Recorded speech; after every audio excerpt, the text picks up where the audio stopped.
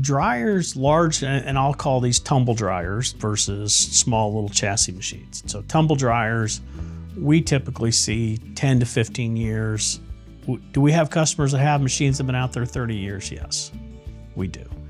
The technology continues to evolve. They do trying to get more and more efficient, working with airflow and BTUs to try to be as efficient as possible in them. With anything, you get how much use are you getting out of them, how are you maintaining them, really goes into that equation of how long will they last. Doing regular preventive maintenance, pulling burners out and cleaning them, pulling the lint out of the machines, really makes a difference in terms of more of a trouble-free operation.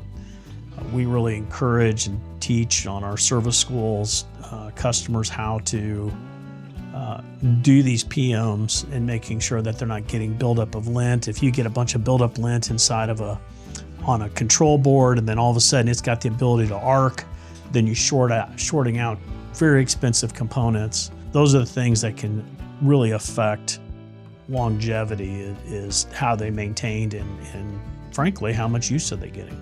We see from our brands that we support that we're not seeing any planned obsolescence like that in a very short period of time.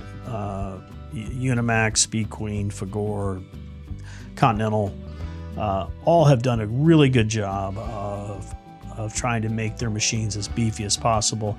There's always a trade-off with anything in terms of the cost of the machine and how durable and how long a life it's going to be. The Unimax machines, top of the price category, going to last the longest. One of the challenges that we're running into is the change of technology, the pace of change of technology, that some of the old mechanical timer type machines that always last 30 plus years, nobody's making those components anymore. So all of a sudden, even though the machine could probably in theory be fixed, those components are no longer available. Computer boards, the technology on those are changing.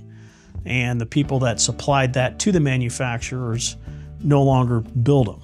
And so it does become a little bit of a challenge to do that.